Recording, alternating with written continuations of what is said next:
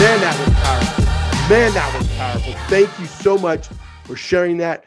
After this, you want to run and go give your wife a big old hug and a kiss. I know I do. Man, that was awesome. Let me ask you about this question, because I really want people to understand, what was that? Look, you had this debt, you were $50,000, $50K and $1,000 in debt, right? There's probably more, BK. What was that strain like? I mean, you hit on it.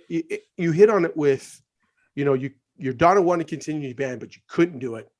You didn't have the money. You want to do this, but you can't. And you felt like you're not only a failure as a dad, as a husband, as a provider, but what was that? What kind of strain was that on between you and your wife? Kind of, if you could just help us get into that space so we understand a little bit more of what was that strain like?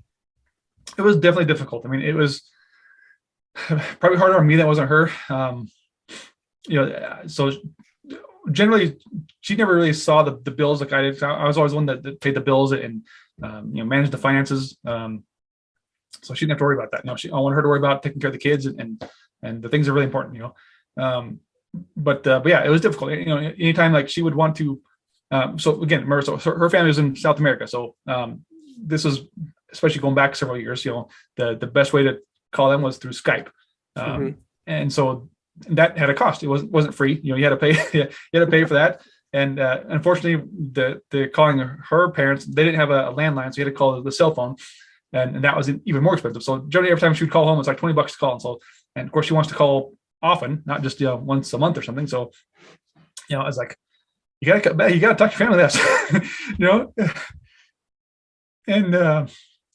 So yeah, and then anytime she would go spend something on whatever, I was like, hey, this thing was on sale, it'll be box cereal, whatever, I don't know, just whatever is on sale that didn't necessarily need, but it's on sale, so let's get it because something we could use anyway. So I'm like, well, just because it's on sale, we need to buy it. You got to be frugal. That's so. It was more on me. Just again, every time I'd open up the bills, okay, we got to see it go up each month. I started tracking it through Excel. So at some point, I didn't have no idea how much debt we actually had. I just see the bills and pay what we could. So I was like, I need to find out what this is. So that's why I started putting them on an Excel sheet. And that's why I realized, oh man, that's more than I thought.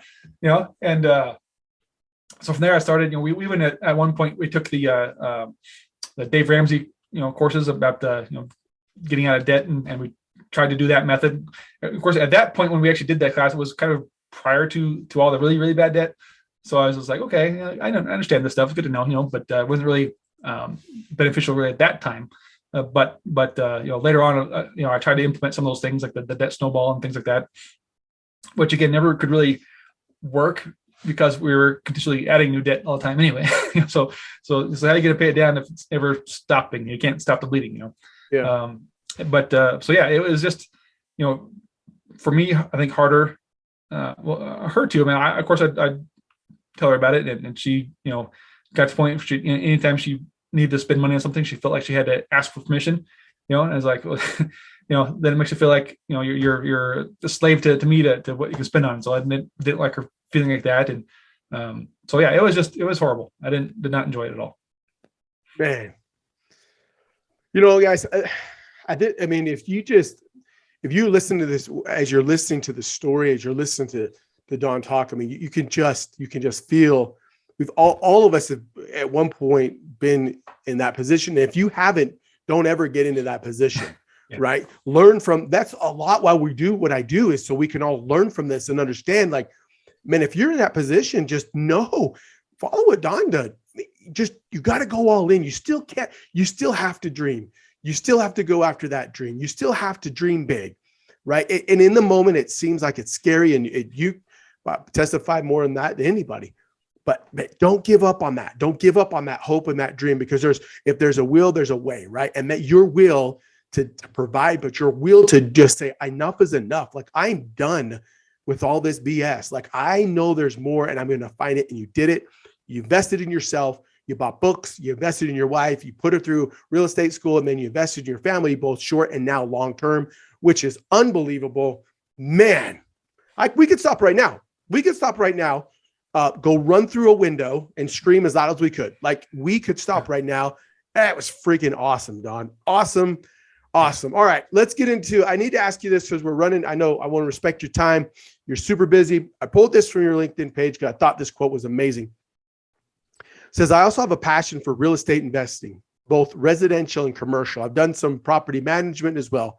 Currently own three fourplexes, one in Idaho, and I manage and two in Arkansas. What is it about the real estate buzz that you love? What is it about real estate that has propelled you to be where you are today? Yeah. Well, the number one thing for me was the passive income, the additional income to help provide additional income stream without necessarily working in another job. So, going back when we bought that first property, it initially wasn't necessarily cash flowing a lot, but it was like initially like $500 a month or something. Which of course I tried to not spend. I was like, okay, that money's just going to sit in the account and build up on itself, so I can redeploy that later on and use that to buy another property. So somewhere after maybe 6 months or so, we had another difficult month, I guess, or two or more. I don't know where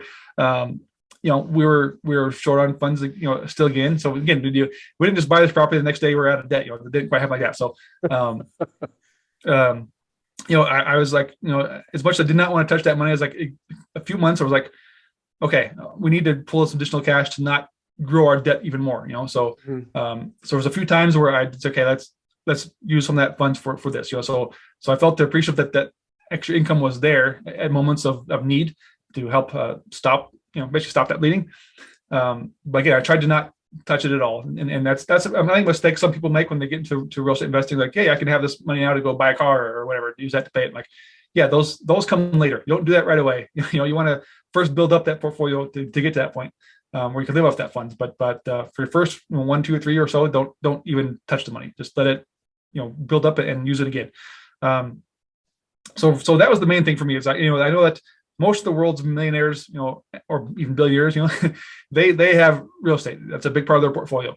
And there's a reason for that, and it's not even necessarily just because of the income, because some of those high net worth people don't even care about the income. It's more about the wealth building because, they're outside of rare occasions like the 2008 crash and some other, corrections that happen over time. That's just natural. But the long run of things, the values will always go up. So over time, that you're just essentially adding to your net worth and building your wealth. So these super ultra net worth guys, they know that. They can afford to lose money in the short run, but in the long term, they're going to be selling those for multiple times what they initially paid for it. Mm-hmm. So I was like, that's part of, for me, what led to that. I was like, okay, again, going back, I saw this as the only answer for my problem. I wanted to reach financial independence, but most of the people that talk about financial independence, the way they do that is by saving up, build up your IRA account until you have a couple $1 million, and you can live off the dividends from that. Take out your 4% per year, and you'll never run out. I'm like, that's great, but I'll never be able to save up $2 million. So how is that going to be possible for me? I don't make high income to get to that point. So I saw that real estate as what I still tell people. It's like the shortcut to financial independence. You can still get there because the whole point of having that $2 million savings account basically is to have that income to live off of, right? You can take that 4% per year. So if all I need is that much income, then I can do that another way. Instead of, you don't need that $2 million to get income, find something else to provide that income. So if I can spend, say total of less than 100,000 or something to buy a few properties that will provide that same amount of income, then I can do that much faster than trying to save up $2 million. And then there's things to that, even in the long run, eventually you'll get that money back anyway. So something actually I just did myself on that first property I bought, 4.5 years ago. We did a refinance on it. So we actually pulled out way more money than I put down on it to begin with. Wow. Shortcut to financial independence, people. That's what Don has just laid out. He just not even the tip of the iceberg, but man, you're right. Look, when we were all growing up, when I was, in 21, it was all about 401k, save, dump money, which is smart. Don't get me wrong. People do that now. My parents do that. They're getting ready to retire as teachers. My dad already retired once as a principal, and then they pulled him back in and said, hey, we need you. So he's back in, right? But when he retires, he'll have a double retirement. But nowadays a lot of entrepreneurs or people that are just like, I'm in a position, a lot of us got hit with that 2008, right? And these younger kids, man, they hold up a phone, and they become financially, wealthy because of a video, a blow up or whatnot. But just think, it doesn't need to be necessarily real estate. Don's telling you there are multiple ways that you can get passive income without thinking, I'm too old. I'm in my 30s, my 40s, my 50s, even my 60s. Like, I don't have the ability. And he's telling you there are ways to do it. Just find out and find people who will help you. Man, yeah. Don, that is fantastic. Fantastic. Let me ask you this last question here. When you're looking at, looking into investment properties or properties that you invest, residential, commercial, I mean, what is it how do you differentiate between when you look at it, you don't need to tell us the whole secret sauce, but how do you kind of make your decision on, this is where I'd like, this is what I don't like? I mean, Idaho and Arkansas, I mean, that's kind of you're talking about states away. So help us understand kind of what is it that you look at and as a potential winner for you.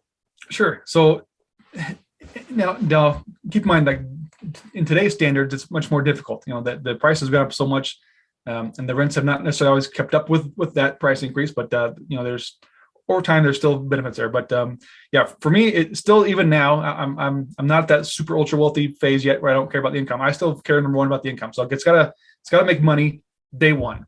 If it doesn't, then I'll pass. Even if it could potentially make money in year 2 or 3, I'm not willing to sit on it that long and make those payments in the meantime, in case something goes wrong, because there's going to be expenses. Things will break and need to be repaired.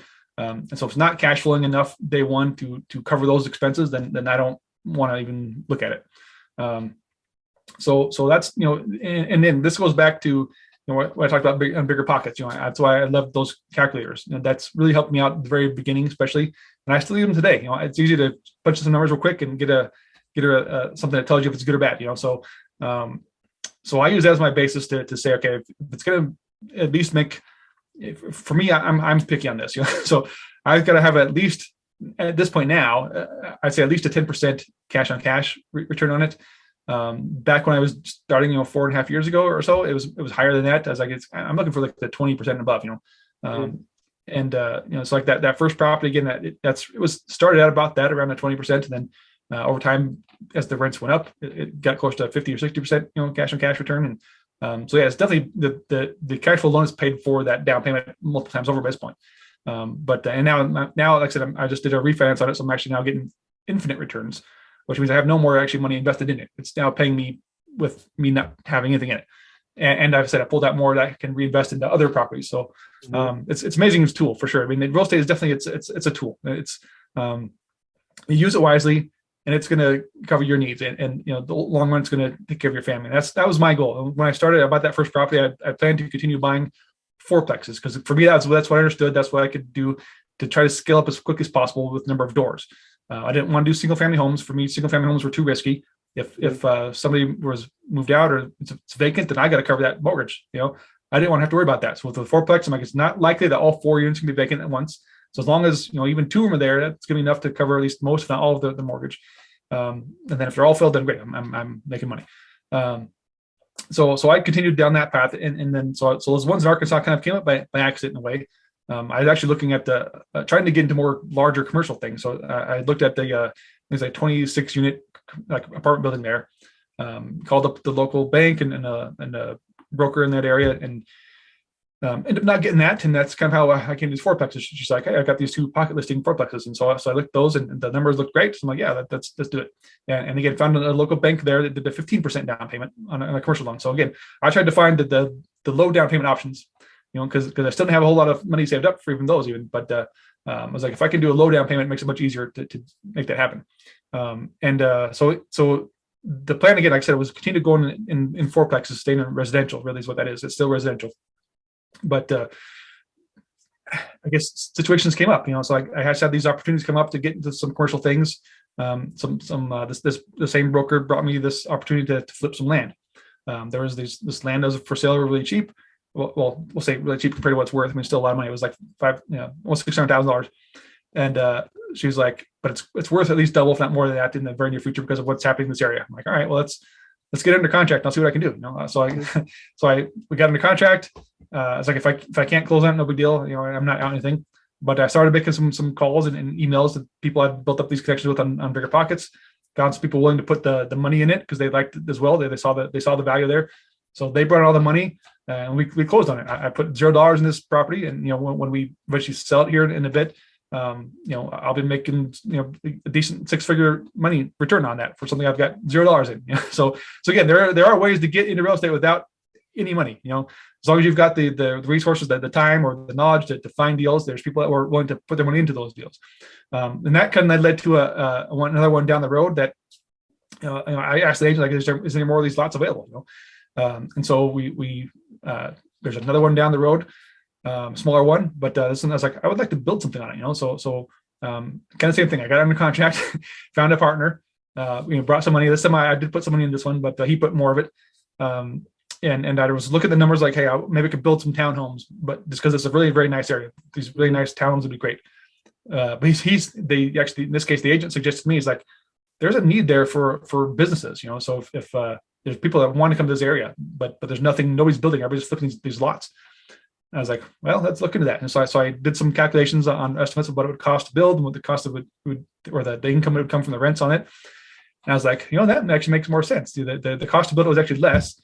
And the income would have been about the same, if even a little bit better, but you don't have to worry about tenants so much, because you're gonna have businesses that are renting these spaces for long-term leases, and they're gonna take care of them. Not like Yep. no risk of them destroying the walls and stuff. So I was like, that makes sense. Let's do that. So we got involved in that, and of course, me and my partner had never done any kind of development before, so it was a brand new thing for us. But getting over that fear, I was like, let's take it on. We'll figure it out. So we got in the process of that and went through that process with architects and everything. So we're in process of that one now. And then that is what kind of ultimately led me back to what other things I'm doing now. So I got involved with another team here in Idaho Falls that does development of large properties. They did several townhome buildings around here that actually years ago they asked me to invest in, because they'd contacted me through Bigger Pockets. And at that point, they weren't offering a good enough return, because I was finding these deals that are going to get like 30% return. Like, yeah, I'm not going to take anything less than that. So I turned them down at that point. They came back to me in early 2021, telling me about another deal they're doing that is like, if I'm willing to invest in. This one was offering much higher returns, about 30%. I'm like, okay, yeah. And again, early 21, I was not finding any deals that really were making sense anymore. So I was like, yeah, let's maybe do that. But then I told them, I was like, I've been, so at this point too, I started myself getting more active on social media. I was really never ever active before this. Mm-hmm. I'd never had a Facebook account or Instagram and that stuff. I only had my Bigger Pockets account, and I had a LinkedIn account, which I never used. So I got into to LinkedIn and started meeting more people and going to different networking events. And I like to point this out as well, because I like I said, I was always more of an introvert. I didn't like talking to people. It was difficult. And so I kind of forced myself. It's like, again, if I kind of like that thing. It's like, if I want to get to that next level, I've got to get out there. People need to know who I am, and I need to meet people. And so I forced myself to do all these events. Even the first one I went to, the first networking event that we did like the Zoom call things, I actually clicked off it, because I was like, no, I was not comfortable yet. Even in that point, I was like, I don't want to talk to people. So it was hard. But I was like, okay, so I forced myself the next time to do it again. And so I got on and I went to these events and started meeting people. So I came to these guys that are doing this development. I was like, hey, I'm now networking with people that invest in multifamily. They do their own syndication deals and whatnot. And so I was like, I could probably help you guys to bring in some investors, if you're willing to maybe let me work with you.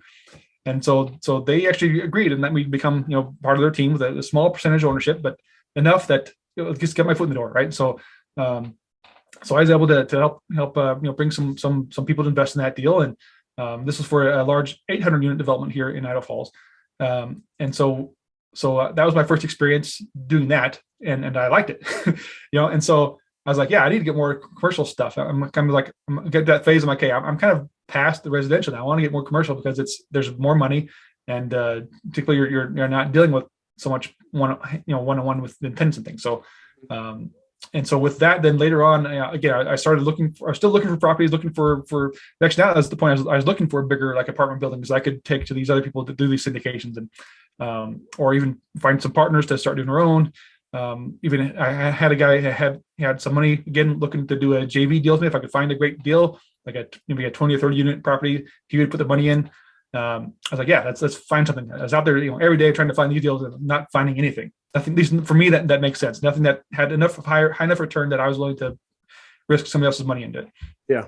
And so in that one day, this whole time I was still listening to podcasts every day. I still do even now. I listen to podcasts a lot, but there was about last summer, somebody mentioned on a podcast talking about RV campgrounds as an investment option. And something I never even thought about before. But here where I'm at in Eastern Idaho, we're like an hour and a half from Yellowstone.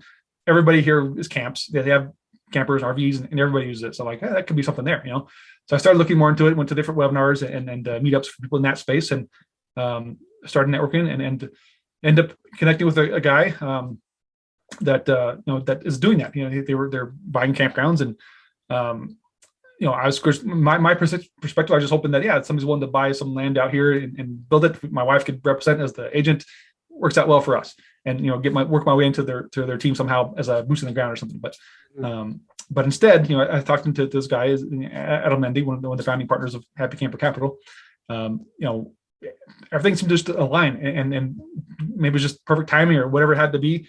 He actually invited me to join their team, and I was like, interesting. I wasn't really quite ready or expecting that, but I was like, again, I went back and looked at the numbers, what they were getting for returns, and being that there's not a lot of competition, they're not competing against 20 other offers to get these deals. I'm like, yeah, this doesn't make sense. And again, talk to my neighbors. I talked to my neighbors in the past about possibly investing in multifamily, and it's not something that neither of them understand. They don't have the mindset for it. They're like, no, it's too risky. I don't, it's not, I'm not gonna put my money in that.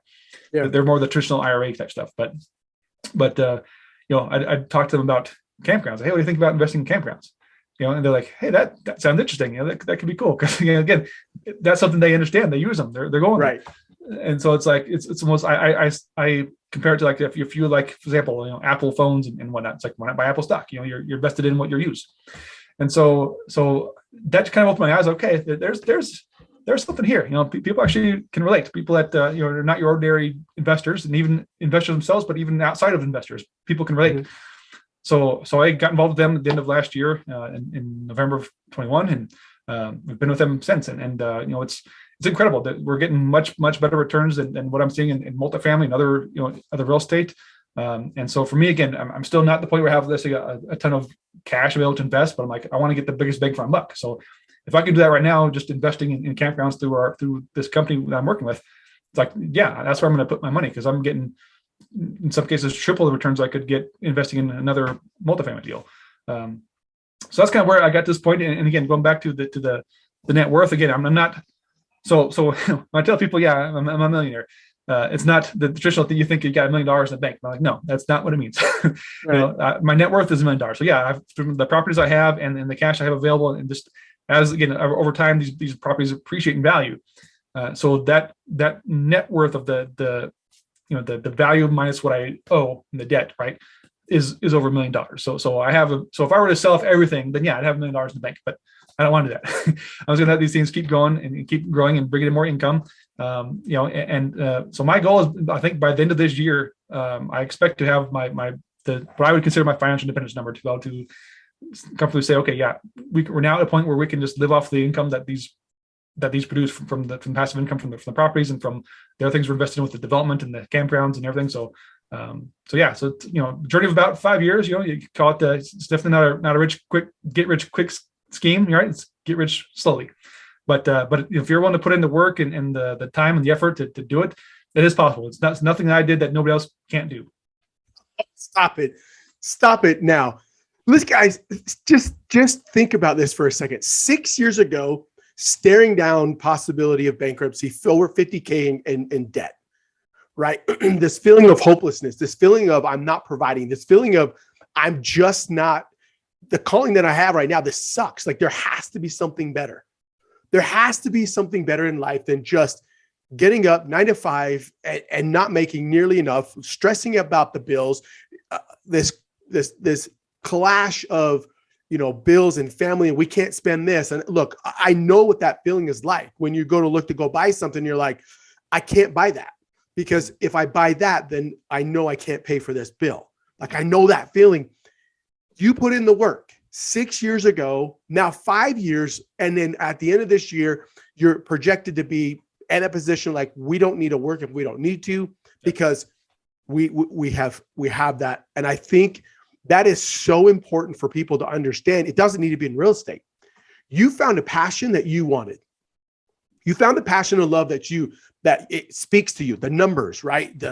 Not so much going after not looking at the dollar, but what I heard is just that competition to win, going after this big project. Whoa, let's get it bigger. Oh, can we go bigger? Can we go bigger? In the sense of it's fun now. It's fun enjoying to find properties, and you didn't burn bridges. That's the other thing we need to talk. It's very important, is not burning bridges, keeping relationships. Genuine relationships is how you've been able to pull the people in.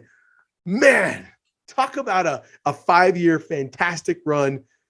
Great job. I mean, Don, unbelievable. I knew this interview was going to be good. Those of you that are watching this on YouTube, if you're not watching on YouTube, you need to. I mean, how he's speaking. I mean, it's unbelievable. Not to say that Spotify and Apple's not right, but I'm just saying that some interviews you just have to watch, and the passion you have to speak with.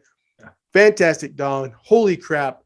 I appreciate it, man. I appreciate it so much. Before I let you go, let everybody know how, if they want to learn, and how they've got, hey, look, I've got $1,000, $2,000. How do I invest?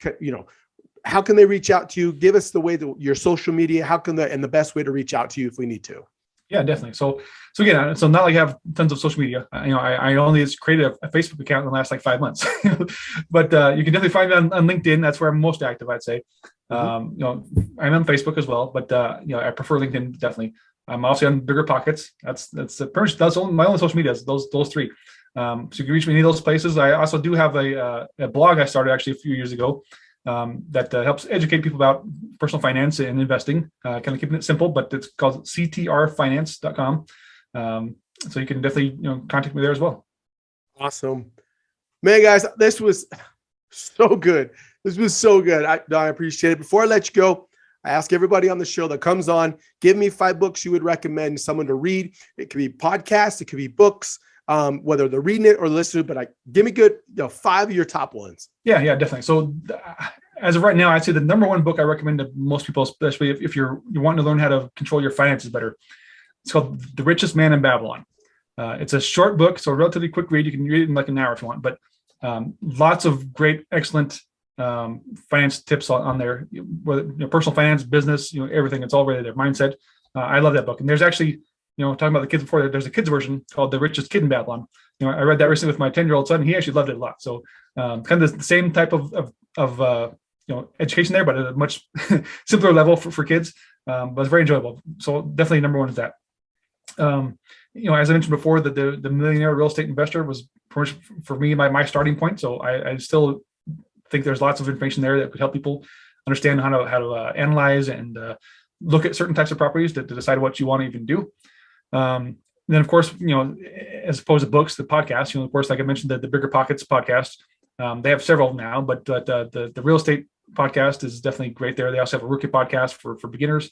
And then the money podcast, the Choose the Five podcast is a good financial education podcast. I love as well. See more books. I'm probably gonna go over your 5 here, but one I liked a lot, just from my background, again, being in finance and stuff. I actually enjoy learning about tax stuff. There's one called Tax-Free Wealth. It's not as boring as it sounds like for talking about taxes, but it's very great for people, not just in real estate or investing, but it's also business and everything else involved. Anything that you're paying taxes on, you need to read this book, Tax-Free Wealth. And then let's see, the book on managing rental properties is probably a great one too. I read that one as I was in process of purchasing that first property, because I was going to manage it myself. I definitely wanted to manage it myself, to 1, save on property management, and then 2, just to learn and understand that process better. So if I eventually at one point have somebody manage it, I'll at least know if they're doing their job or not. So that book helped a lot tremendously. And then lastly, I'd say for sure is probably something you don't hear on these types of podcasts, but the Book of Mormon. It's of course a religious book, but it's one that for me personally, it definitely changed my life at a point where I needed a lot of guidance, and my life could have definitely gone down a totally different path if it weren't for the inspiration I got from that. Awesome. Don, that's fantastic. I'll make sure all the links, I'll make sure all the books, everything are in here included. Don, I appreciate it. Guys, just so you know that the way that Don and I have linked up was through Rob Polecki.